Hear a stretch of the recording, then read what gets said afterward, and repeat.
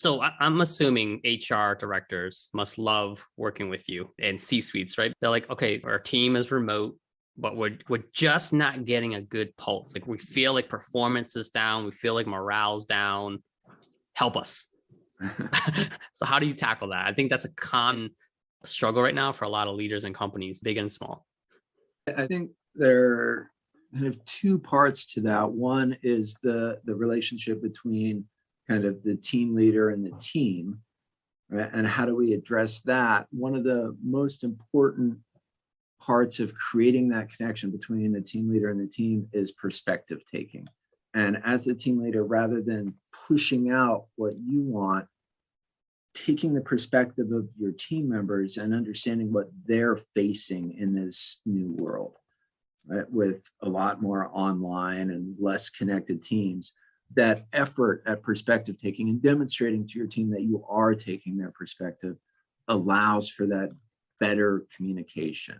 Right? Perspective taking, incredibly important there. A corollary to that is empathy, which is rather than that cognitive perspective taking, it's more of an emotional, affective way of interacting with people. That becomes really important within the team, right? That intra-team dynamic and allowing that space for them to communicate and see each other as humans and feel that affective bond, that empathy between each other. So perspective taking on one hand, empathy on the other, similar but used slightly differently. Can you give some examples of like what that looks like? Just like maybe a scenario of each? Because I think we hear empathy, I hear it too. And it's like, okay, but like how do you really apply empathy? What are ways to apply empathy in a professional environment? So when we're doing these Zoom meetings online, we kind of feel that to create that team bond, it's good to have that 5 minutes of small talk or something at the beginning. And we mistake that as rapport development, right? If we talk about the weather and sports, everybody's going to create this rapport and it's going to be awesome, right? All that is small talk. There's a lot of research that actually shows that that actually has no bearing on what comes next.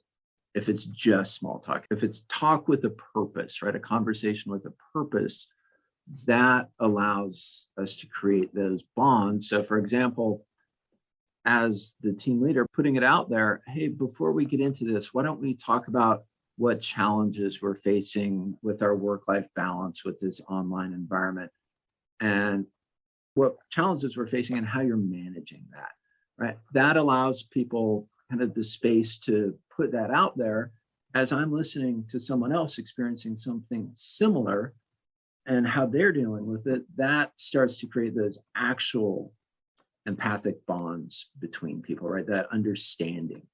So I think just allowing those conversations helps with that.